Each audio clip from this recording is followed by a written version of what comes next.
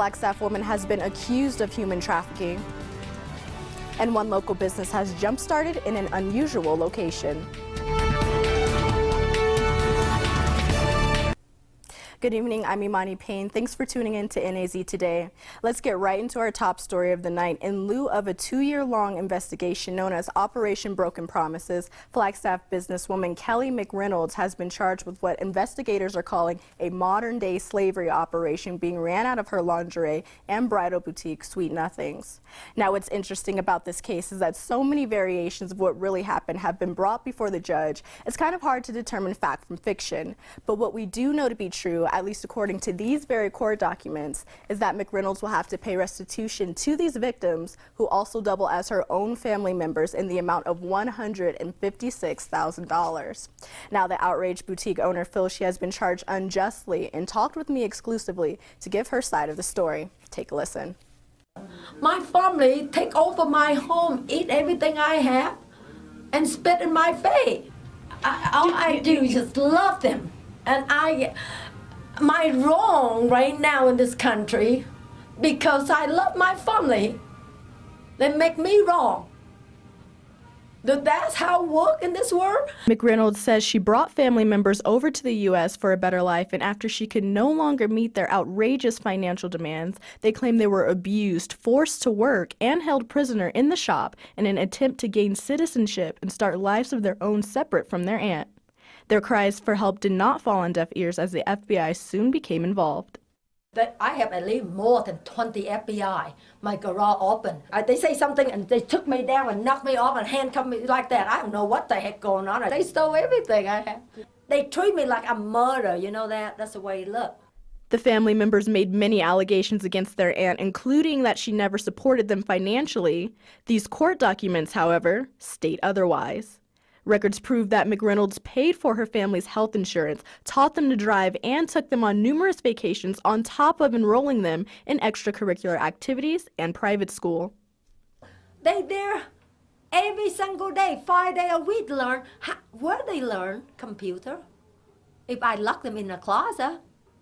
How they learn English if I lock them in the closet? I had the chance to look around the store and had a hard time finding any evidence of a space that could potentially be used to hold prisoners, or even a locked door.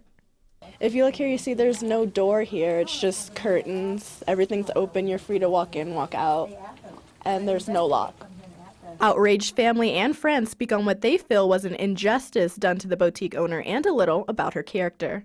She's a very fine person here in town and known in the community as being very generous, helpful, and this family is the family feud that's turned into something very slanderous and trying to ruin her reputation. It's been a very unfair thing that's happened. Yeah, I'm grateful for her help. Right now, I have my nail business, I have my own house, and I have everything I have. But if without my aunt helping me, I don't think I'd have nothing. With the backing of loved ones to bring justice to her name, McReynolds explains why she just doesn't have the resources or fight left in her. I have to pay him $5,000 a day. And my court can go on 2 months. No guarantee anything. I can lose everything. Where I get money to live in that 2 months if I not work? I have tried to contact the victims and attorneys involved, but have yet to hear back. Now, McReynolds is not alone in her ongoing battle with courts and the justice system, as according to NBC News, there have been more than 2,000 false convictions in the United States in the past 23 years, and 30% of Americans have no confidence in the criminal justice system. However, McReynolds hopes that the raised awareness about her story will help to reform the justice system. For NAZ Today with fellow reporter Nancy Harrison and videographer Mason Agnew, I'm Imani Payne.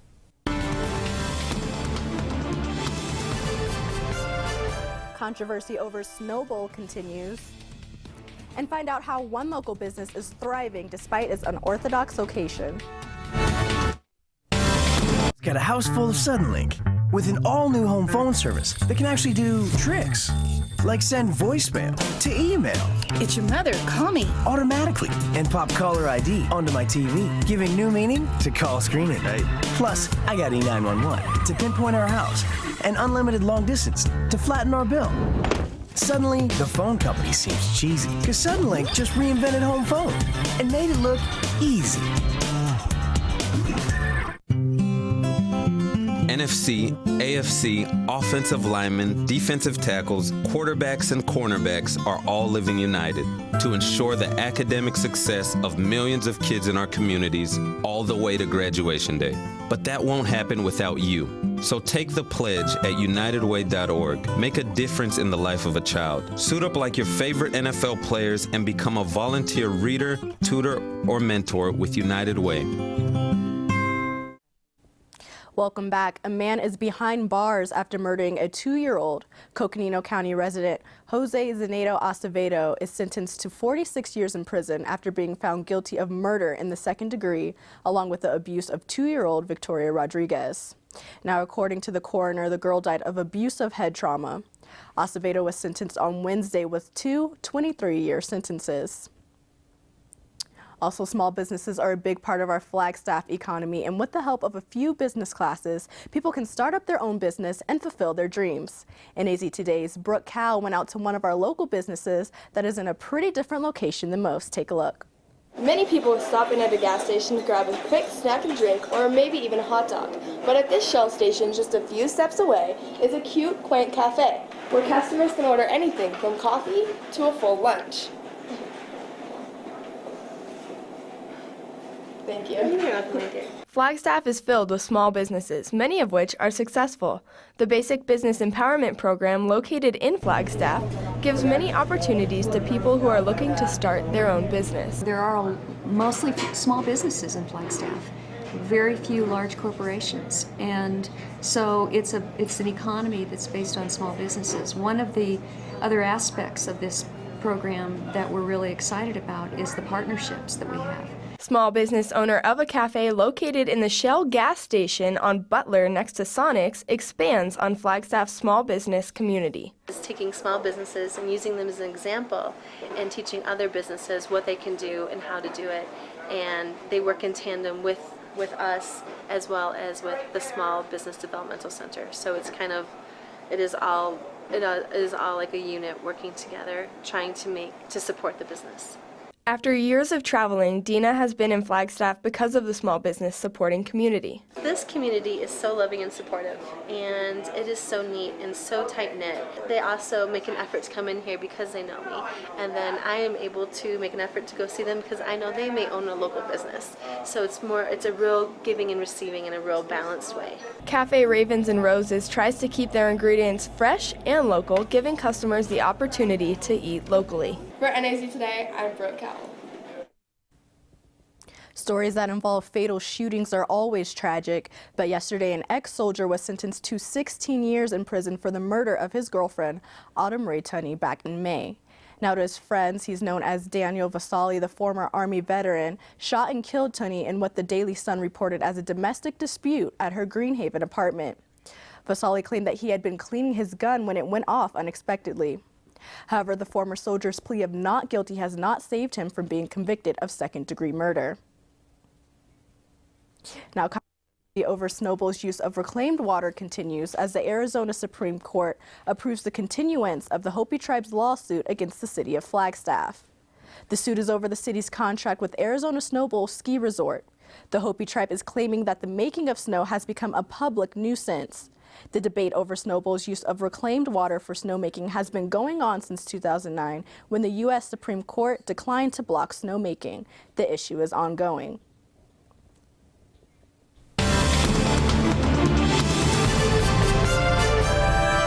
It was a beautiful day outside today. Meteorologist Lee Bourne will let us know if this will continue into the weekend coming up. As seasons change, so does the inventory at Terry Markson Chevrolet Cadillac. We've got Northern Arizona's biggest selection of always changing certified pre-owned vehicles. All receive a thorough 172-point vehicle inspection, a 12-month, 12,000-mile warranty, and 2 years of free maintenance, including all oil changes. You can count on our certified pre-owns just as you can count on our relaxed, no-pressure environment. Terry Markson Chevrolet Cadillac, real hometown value. Live with a human for a while and you get to know a few things. Like, I know she's actually not a morning person. I know she does strange tricks for no treats. I know that water makes her howl like crazy. I even know how the floor stays so clean. She's quick. But the one thing I will never for the life of me know is how she gets so tiny and inside that box. Natalie, how do you get so tiny?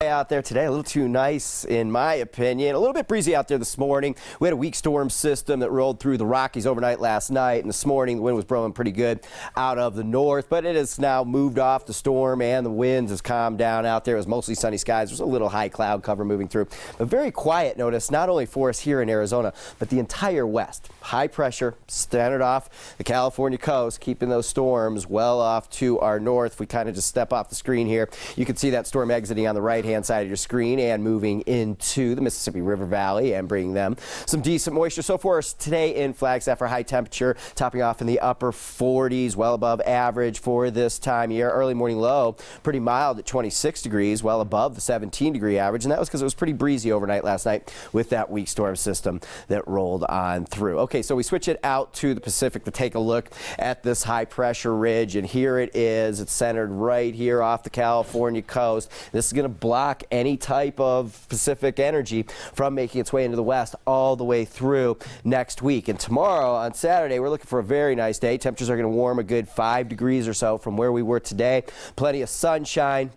We get into Sunday, and the storm system that's moving into the Pacific Northwest kind of moves through the Rockies, and that'll bring us a cool northerly breeze on Sunday. We'll cool temperatures off. It's mostly sunny. And then as we get into next week, I think Monday and Tuesday we remain a little bit breezy with the northerly winds, a little bit cool, and then temperatures really warm up under that ridge of high pressure once we get out of that northerly wind. So for us overnight tonight, mostly clear and calm, forecasting 20 degrees in Flagstaff. And for us tomorrow, 53 degrees, a little bit warmer than we were out there today. Sunrise on Saturday at 7:35. It'll be mostly sunny. There'll be a little bit of high clouds out there, but not a big deal. Here's a look at the statewide temperatures. Phoenix 72 on Saturday, Payson 60, Winslow 57, Tuba City you're 55, Kingman 65 degrees, 67 degrees down in Sedona. It's gonna be a gorgeous Saturday down there in Sedona. Okay, here's a look at our extended forecast. As I mentioned, Saturday looks to be the warmest day on this extended and a little bit cooler out there. Sunday, we're down into the low mid 40s with that northerly breeze. It's all sunshine the whole way through.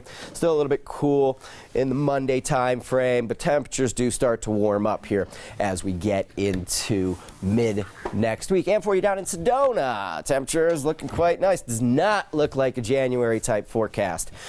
67, as I mentioned, on Saturday, and then temperatures cool a little bit, down right around the 60-degree mark. It's all sunshine all the way through next week, and it just looks like this high pressure just won't quit and won't go away. I see. And I know you're kind of a fan of that. Yeah, being from California, I like the warm weather, but I'm starting to think that we're not going to see any snow anytime soon. Well, that's the way it's feeling right now, but we definitely need a pattern change here. And it looks like maybe as we get out to the 22nd or 23rd, we might start to see some action start to develop, so we'll see. Very nice. I think I'm starting to miss it just a little bit. That's what I like to hear. I'm hoping for the snow now. I'm hoping for it. But thanks for that update, Lee. And thank you so much for tuning in. Make sure to check out our website at naztoday.com for the latest news, and we'll be back. Thanks. Have a great evening.